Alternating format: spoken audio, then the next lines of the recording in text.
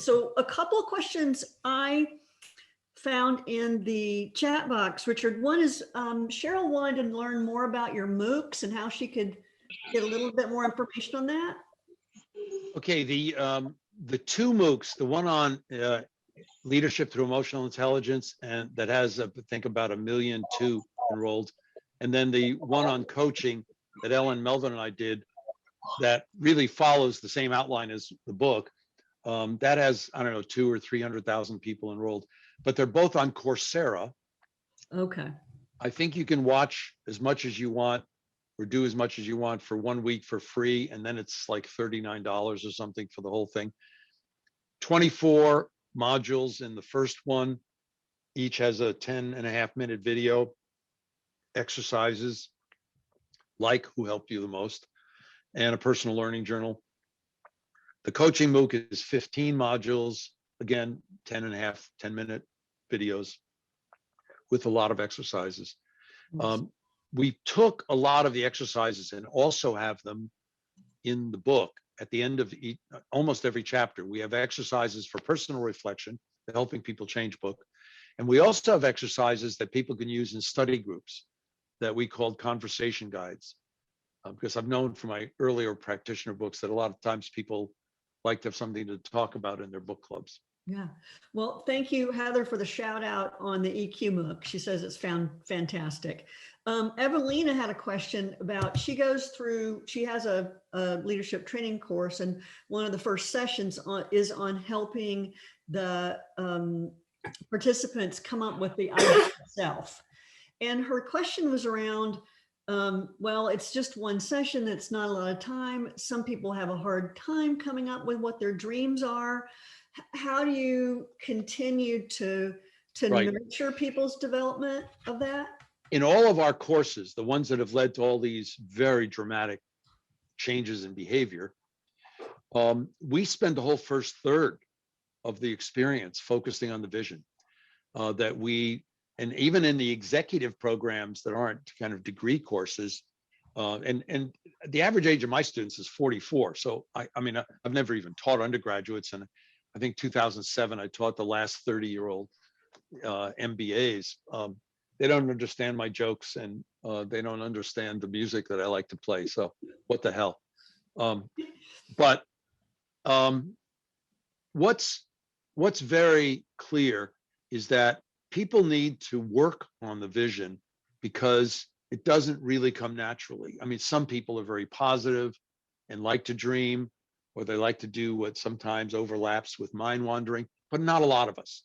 And if you come from a culture in which that's forbidden, or as some of my folks that I was working with in the 90s, they came from a culture in Russia where, you know, your family members would turn you in and you'd be in the gulag.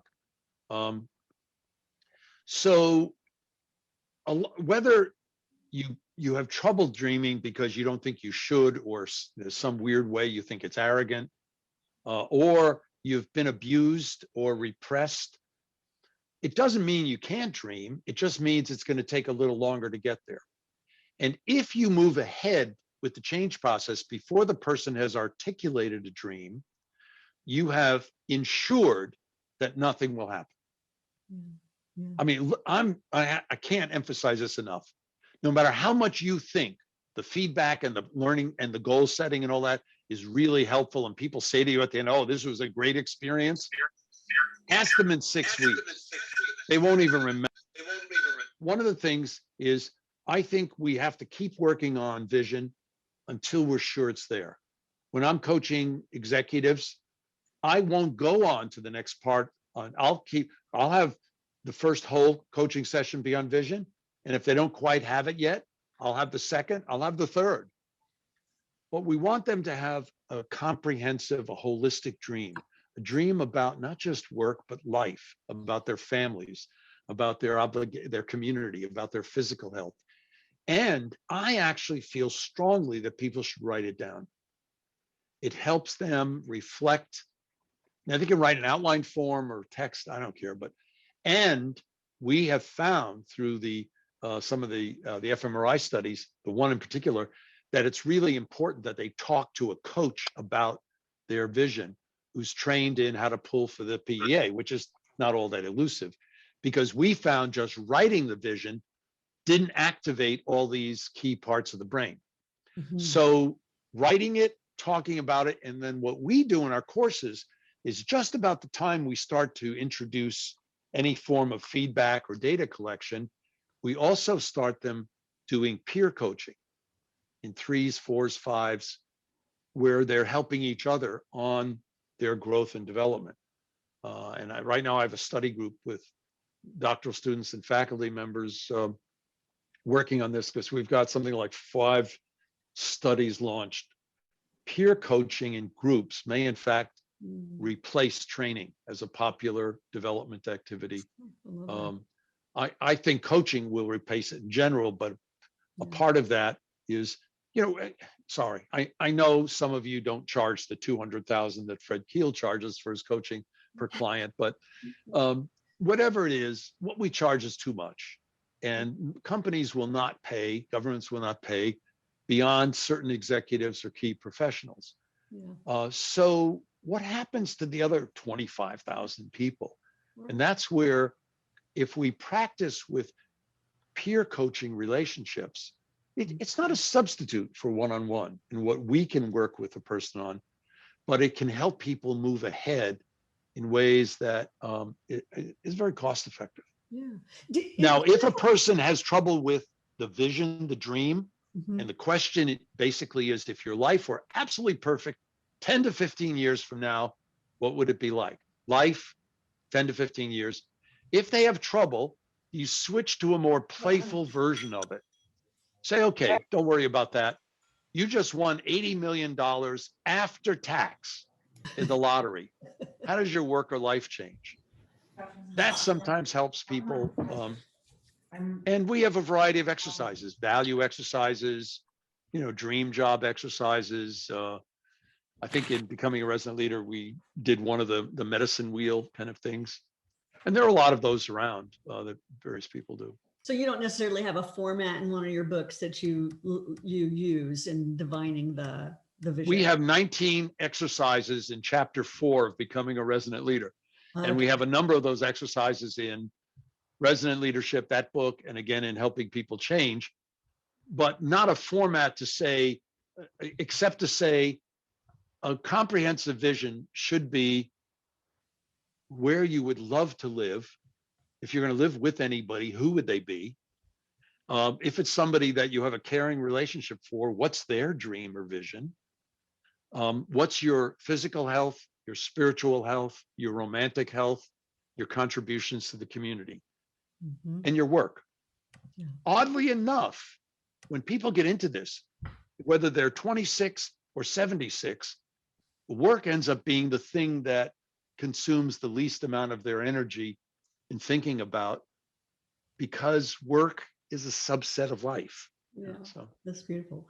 Kathleen, question. Yes, Richard, thank you so much. I love all of your books, and thank you. I taught two leadership workshops to groups of lawyers. So most of my coaching clients are lawyers, and yes, and doctors and surgeons. And then I'm also a supervisor. Right. So some of my clients are coaches. So what I'm running into, especially even more so after this past year of triple pandemics, is a lot of people in the more NEA side of their brain, and it's been through everything they've gone through. Yep. So to give you an example, just it's a pattern that I see coming up. If someone is very stuck in that NEA side, and so they can't even dream at the beginning, and I was supervising a coach who was coaching a leader like this, and so he thought he was doing a good job empathizing, and it was almost like they were both getting sucked into this negative. I know exactly what you mean, Kathleen. I've worked with a lot of law firms. 60% of my executive MBA students are surgeons.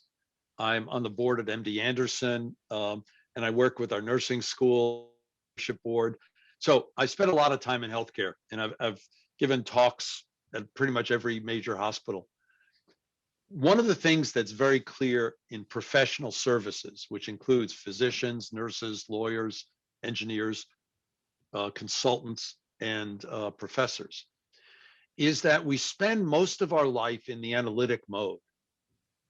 The biggest problem is not just stress. It's that we're socialized into thinking that that's what life is about. And that feeling is sloppy. I mean, I was just going over this with with one of my students who's a transplant surgeon yesterday, where we had a Zoom meeting one-on-one, and he worked it in between his first 2 morning surgeries and his 3rd surgery before lunch. So he's in scrubs and we're talking about it. And what he said was, my entire life, and now he supervises 30 surgeons. He said, my entire life has been one of focusing on the technical, the analytic, being critical. He said, and it's almost impossible to shift. He said, so I'm finding this to be a lifeline. He said, but I'm also finding it to be unbelievably difficult. When I've done grand rounds in surgery at places like Texas Children's Hospital and others, a lot of surgeons will say the same thing. So here's what I do with them. If I can get them into dreaming, I will. Because the only way to help them is to help them into the PEA, but in small doses. So if somebody's in a really critical negative place, it's like if you're in a yelling match with your partner or spouse, that's not the time to say, calm down. It's the same thing with very technical people. You don't reach them by, kind of giving them a lot of fiber and hoping they'll open up to the PEA. You do it in small doses. So you try to have briefer conversations, but keep at it. If the dream question, it just doesn't go anywhere for somebody, or they start dumping on it because they think it's, unicorns and kittens and Pollyanna, then I shift to the compassion question. The exercise I did with you today. Who helped you the most? Except I'll spend a whole hour on it. Unless somebody is, even psychopaths respond to that. They don't care about what they're interpreting, but they're really good at identifying the feelings. Most people really do respond in a way that's very PEA. The alternative is to play the mindfulness. So I'll either go for hope, compassion, or mindfulness. The mindfulness could be by saying, what are your core values? What do you want people to think of you in the future? What kind of person? And this is another one. Very often, if I'm dealing with people with comorbidities or with terminal illnesses, you don't want to say, what's your dream 5 years, 10 years from now, because, you don't know that they'll be in heaven. Sorry, that was a sick joke, but anyway, I studied humor at the Donald Trump School of Humor. But seriously, what you want to do when either people can't or it's not feasible for them to dream is you want to go to, what kind of person do you want to be? Because you can ask the question more immediately, what kind of person do you want to be in the next few weeks? When people walk away from a conversation with you, what do you want them to be feeling or thinking about? That's another way to get at it. Any one of those can help somebody into the PEA. And then, if you're dealing with somebody who's, if this particular surgeon yesterday morning wasn't very intent and sought me out to make sure we had this extra meeting, I would have opened with a breathing exercise. Just to get, he's come off of 2 very complicated surgeries. I just needed him to slow down. Mm-hmm. And giving 5 minutes of my 60 minutes with somebody to that exercise is so much more important, because it literally opens the door to the possibility of the PEA. Yeah. Does that help, Kathleen? Yeah. It does. I just, one follow-up question. Is there a role that the analytical mind plays in thought shifting? Because sometimes this isn't just emotions, it's also a pattern of negative thoughts. Excellent observation. You're entirely right. That's why I said we need both of these networks. just like we need the PEA and AA. I mean, I've been drummed out of, in certain circles, the positive psychology core, because I think there is a place for negative feedback and working on weaknesses. But it's, like I say to people back, I don't do a lot of the coach training anymore. Ellen and Melvin do more of it, and some of there are others. But I used to say to people, if you only had an hour with somebody, which is of course ridiculous, but let's say you only had an hour, spend 30 minutes on their dream, 20 minutes on their strengths, 5 minutes on their weaknesses, and 5 minutes on their learning plan. That's the relative proportion of energy. And I would say that that's part of the key. Nice. Terry, question. Yes. I am a coach for over 20 years, and my focus is mind power and creating effortless high performance for my clients. My question is, I keep being told in marketing that I have to talk about their problems, that they're not going to listen to anything else. Do you agree with that? When you say you're being told in marketing, who's marketing? Who's telling me that? Yeah. Everyone. Well, I haven't ever talked to any marketing person that hasn't said that. Oh, a marketing person. This isn't your marketing person saying you have to change how you talk about it to sell your services. Yes. It is that. Okay. Well, they're idiots. Sorry. I don't look. I mean, I think we should be respectful and inclusive. And diversity is the only way we're going to move ahead to have a better society, for social justice reasons, but also for innovation. But stupid isn't a protected class. So you feel that people will want to talk to you and want, performance. And here's my test of it. Literally 45 years ago, I remember sitting in the office of the CEO of a Fortune 500 company, was talking about competencies, because I'm credited with being one of the 5 people who started the whole competency movement in human resources, because I started doing this stuff in 1970. And so it was somewhere in the late 70s. And so he says to me, well, come on, the folks in HR and all that are really pushing to do a bunch of this competency research and competency development. Prove to me it matters. And the instinct that a lot of consultants have in that moment is to try to bring out return on investment, financial data and all that. That's a mistake. Because what he's asking is to be emotionally convinced. Because there's no amount of rational argument that works. I know. I've got the data and it still doesn't work. So what I said to him was, I said, one of the people who report to you, one of the presidents of the divisions, can you think of one of them who you wish you could clone because they're just so good? I said, oh yeah. I said, don't tell me the name, just, okay. I said, do you have one of the presidents that you wish would just disappear? Because it's going to be too much paperwork to get rid of them.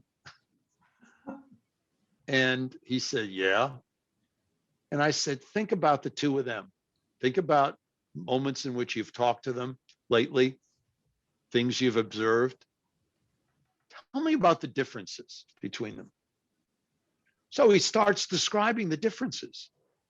Not one of the differences had to do with financial analysis. Not one of the only thing that came up that was even closely related to strategy was big picture thinking. But all the rest of it was what we now call emotional and social intelligence. And, after listening to that for a while, I said, okay, I agree with you. And by the way, all the research agrees with you. But just to put a name on it, what you've just said, in those days, we didn't call them emotional intelligence or social intelligence. I said, well, what you've just described are the competencies that enable somebody to think and feel and act with others in an engaging way. So my answer is, if we really want to get people intrigued with what we're doing and to come to us, what we have to do is, oddly enough, emotionally tease them. Now, you could do it through asking a provocative question. You could also do it by telling a great story of someone. that then people can identify with. I mean, the first time I tried to write for practitioners, which means normal people, educated people, was the 2002 book. I mean, I'd had 3 books and I don't know, 150 articles or something, or 120 articles by then. But I'm a nerdy researcher. Well, Dan Goleman and I were in our PhD program together at Harvard. And when he finished his thesis, he said, that's it. That's the last piece of research I'm doing. I just want to write. So, through tutors at T. George Harris at Psychology Today, and then when he was at the New York Times, he became a phenomenal writer. And he did that for me. He tutored me through the Primal Leadership book.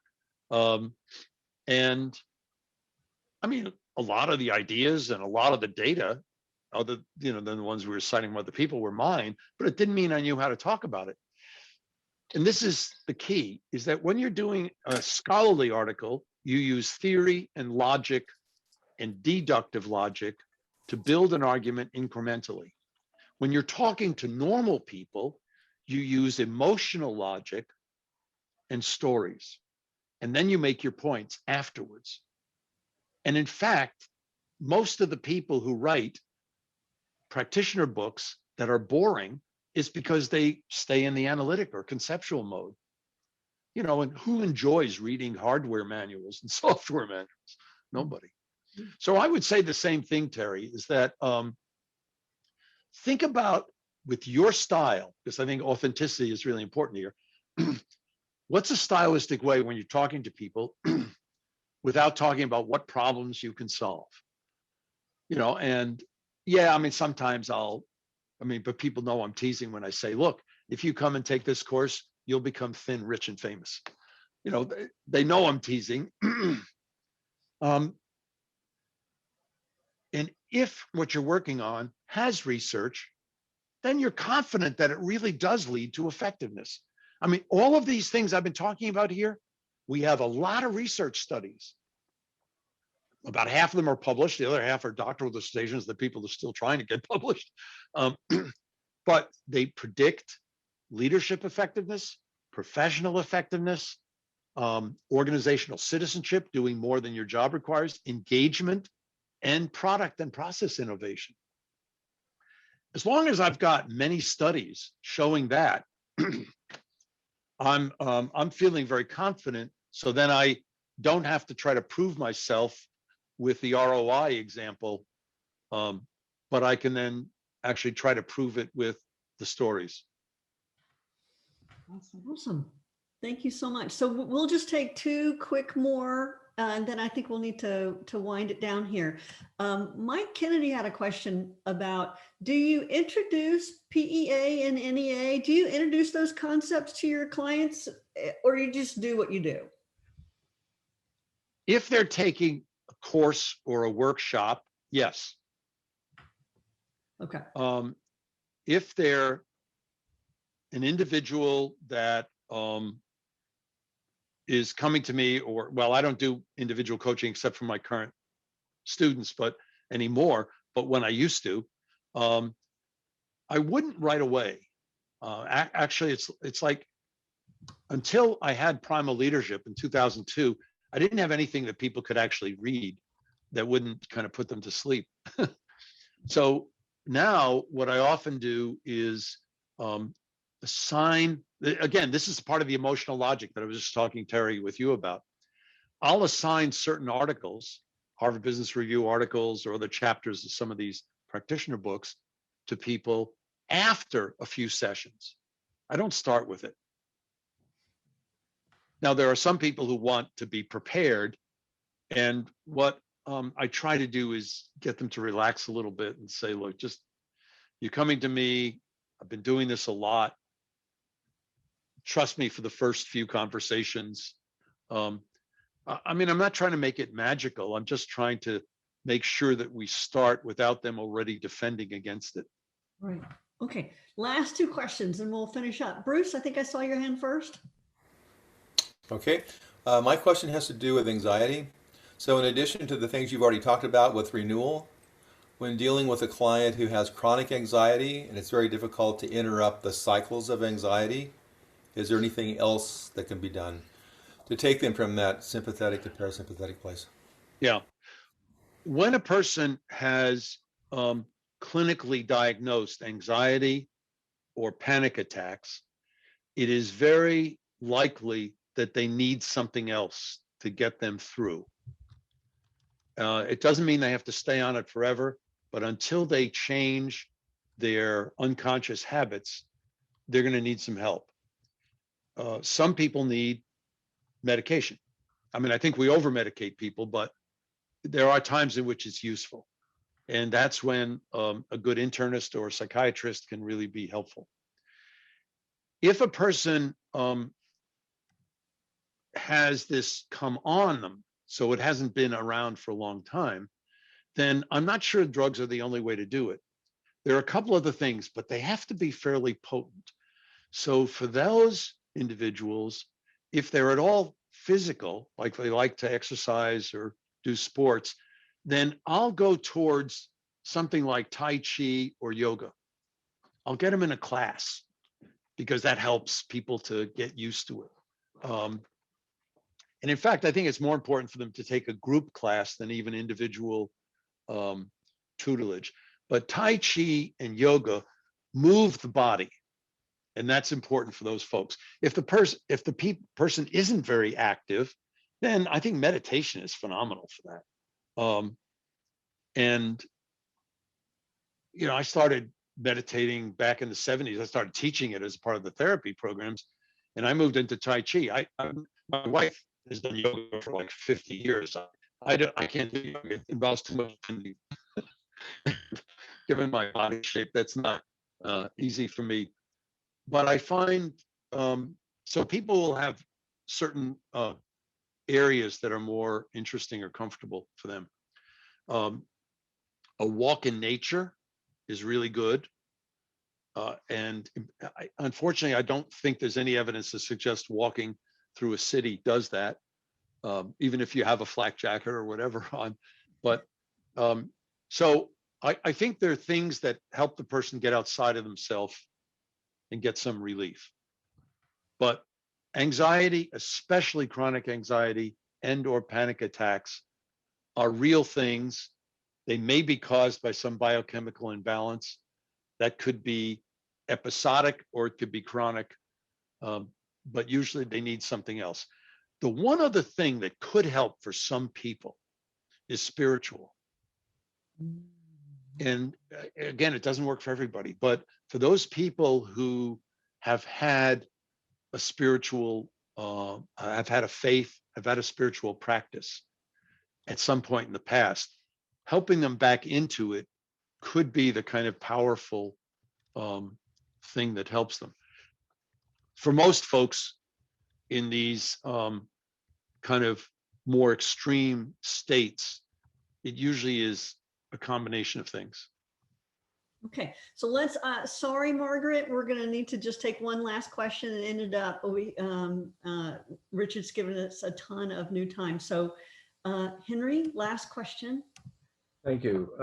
I worked as a primary care doctor in the University of California, San Francisco, and I was transitioning into coaching without actually knowing that's what was happening. But I had some really geeky students as clients, and they were purely analytical. Right. But they were going through struggles, and I was able to use the heart math, Right. pace breathing and emotional refocusing, which was very effective. But I also used the biofeedback. Yep. And as part of that process, challenge them with an emotional challenge, like doing a math problem. And I'd say, and hurry up, we got to go, we're running out of time here. And they'd shoot their heart rate up immediately. And then I'd get them to breathe again, and they would drop it back down. And I would show them that they were changing their physiology. Tremendous, tremendous. So for people who, so I don't know if you have done any kind of work on that to take the people who are stuck in analytic and use their analytical mind to be intrigued by the science that actually can show them right at the moment. Yeah, I mean, the therapy program I developed based on the work that Dave McClellan and I were doing with people who abused alcohol And we first started doing it at the VA hospital in Brockton, Mass, back in 1970. It later would have been called cognitive behavior therapy, but that hadn't been invented. The name hadn't been invented. The practice had. So I tend to go towards these more concrete practices. I've always been very eclectic in whatever I'll borrow, borrow or steal from some other method. But I think you're right. I think that if somebody is analytic, to help them do something that involves their body or their feelings, and then lets them analyze it, it kind of makes it easy for them to walk through that door. Nice. You want to be careful that you don't want to just do the analytic, but you didn't. You had them actually looking at the data and then showing how it changed, which was brilliant. That's very, very exciting. Well, thank you so much for all this extra time, Richard.